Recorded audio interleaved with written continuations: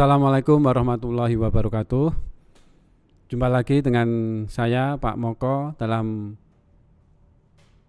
mata kuliah Perekonomian Indonesia. Ya, jadi kali ini saya akan menyampaikan materi tentang distribusi pendapatan, pemerataan pembangunan dan kemiskinan untuk sesi yang kedua, yaitu khusus mengenai kemiskinan. Ya, jadi isu mengenai kemiskinan ini dari dulu sampai saat ini terus merupakan isu yang menarik ya. Jadi kemiskinan itu bisa menjadi salah satu indikator ya untuk menilai keberhasilan suatu pemerintahan. Jadi tentunya dari pemerintahan satu ke pemerintahan berikutnya ini akan selalu berusaha untuk menekan angka kemiskinan. Jadi kemiskinan ini berkaitan erat dengan distribusi pendapatan. Jadi apabila distribusi pendapatan di suatu negara itu timpang atau ketimpangannya parah, maka di situ akan terjadi kemiskinan yang meluas atau terjadi peningkatan jumlah penduduk miskin.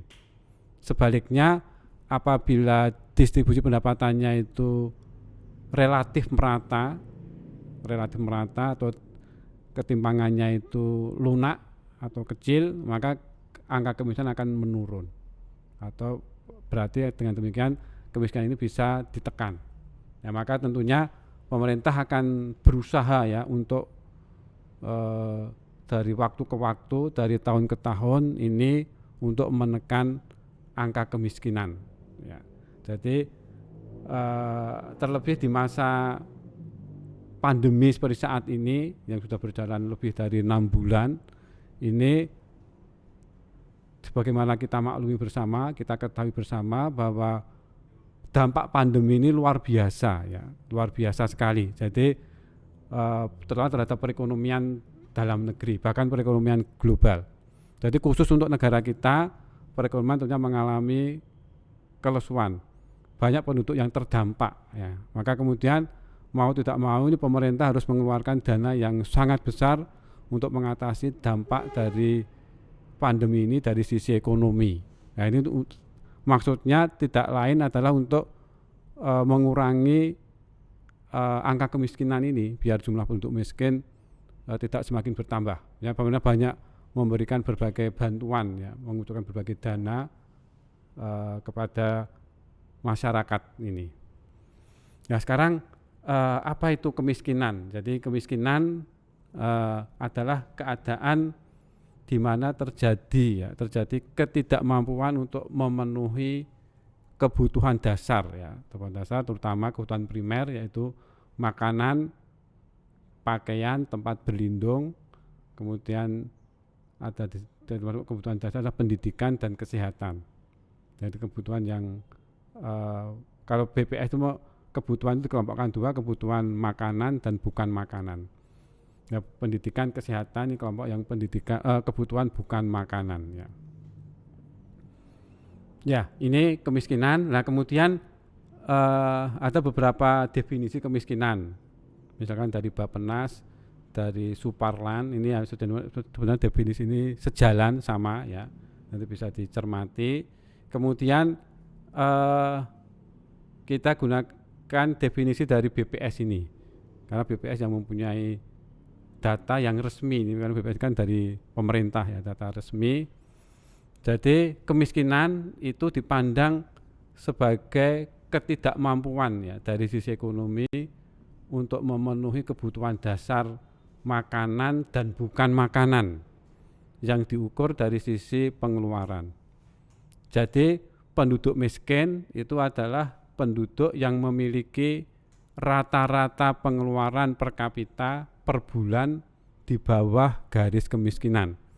Jadi BPS itu membuat ketentuan tentang garis kemiskinan ini. Jadi kalau pengeluarannya itu di bawah garis kemiskinan, maka dia masuk kelompok penduduk miskin. Sebaliknya kalau di atas garis kemiskinan, ya dia bukan penduduk miskin. Nah, sekarang berapa besarnya garis kemiskinan yang ditetapkan BPS saat ini? Garis kemiskinan saat ini sebesar 401.200 Rp220 per kapita per bulan. Jadi per kapita per orang per bulan.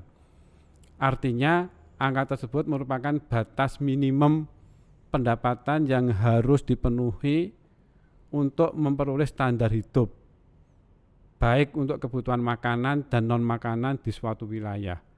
Jika di bawah angka tersebut maka masuk kategori penduduk miskin.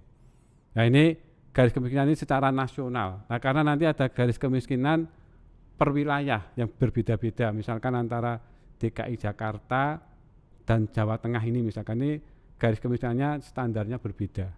Nah, ini standar garis kemiskinan secara nasional. Nah, sekarang selanjutnya ini sebagai contoh, jika garis kemiskinan nasional sebesar Rp400.000 ya kurang lebih per kapita per bulan, dan rata-rata setiap satu rumah tangga miskin memiliki 4,5 anggota keluarga, maksudnya 4 orang atau katakanlah 5 orang, maka bapak ibu dengan 3 anak misalkan, maka pengeluaran rumah tangga untuk memenuhi standar hidup mencapai 1,84 juta rupiah per rumah tangga miskin per bulan. Ya, ini garis kemiskinannya ini. Ini kalau dengan 5 anggota keluarga, tinggal dikalikan 5 ya. Jika kurang dari angka tersebut maka masuk kategori keluarga miskin. Jadi ini juga terkait dengan jumlah anggota keluarga. Tentunya semakin banyak anggota keluarga maka kebutuhan atau pengeluarannya juga semakin besar. Ya, jadi angka 1,84 juta itu garis kemiskinan tadi per kapita dikalikan jumlah anggota keluarga. Kemudian ini sebagai contoh, tadi ini garis kemiskinan per provinsi itu juga berbeda-beda. Berarti secara nasional, kalau per provinsi sebagai perbandingan, garis kemiskinan di DKI Jakarta itu mencapai angka Rp93.108 per kapita per bulan. Nah, maka pengeluaran keluarga miskin di ibu kota mencapai 3,08 juta rupiah per bulan. Jadi dikalikan jumlah anggota keluarga, misalkan dengan 4 atau 5 anggota keluarga tadi. Jadi DKI Jakarta ini garis kemiskinannya di atas garis kemiskinan nasional. Nah, kita tahu karena DKI Jakarta itu merupakan ibu kota dengan tingkat pendapatan dan pengeluaran penduduk yang tentunya di atas rata-rata daerah yang lain ya. Ini. Nah, kita lihat sekarang yang di bawah garis kemiskinan, misalkan garis kemiskinan di Nusa Tenggara Timur, NTT, ini di bawah garis kemiskinan nasional, yaitu sebesar Rp354.898 ya per kapita per bulan. Ya, maka kalau dikalikan dengan jumlah anggota keluarga, misalkan dengan 4 atau 5 anggota keluarga ya, maka garis kemiskinan rumah tangga itu sebesar 2,12 juta rupiah per bulan. Jadi ada garis kemiskinan per kapita, ada garis kemiskinan rumah tangga. Kalau rumah tangga itu sesuai dengan jumlah anggota keluarga atau jumlah anggota rumah tangga tersebut. Ya, ini tentang garis kemiskinan. Selanjutnya kita melihat data-data tentang kemiskinan, data tahun 2019 yang lalu. Ya, jadi angka kemiskinan di Indonesia sampai bulan Maret 2019 tercatat sebesar 9,41%, ini secara relatif ya, atau secara absolut sejumlah 25,14 juta orang dari tahun Maret 2019. Nih, kemudian kalau dilihat antara desa dan kota beda lagi ya. Kalau kemiskinan di kota itu 6,69% dan di desa 12,85%. Ya, jadi kalau kita berbicara data, makanya data ini akan sangat dinamis, jadi mengalami kenaikan dan penurunan.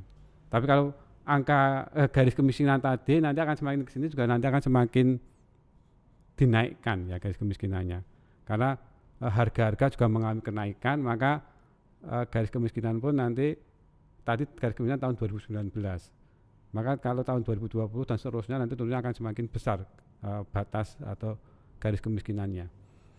Kemudian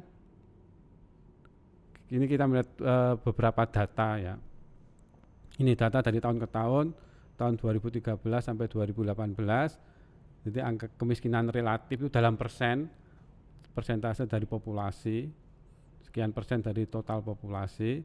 Kalau kita perhatikan, ini angka kemiskinan dari tahun 2013 sampai 2018 semakin menurun.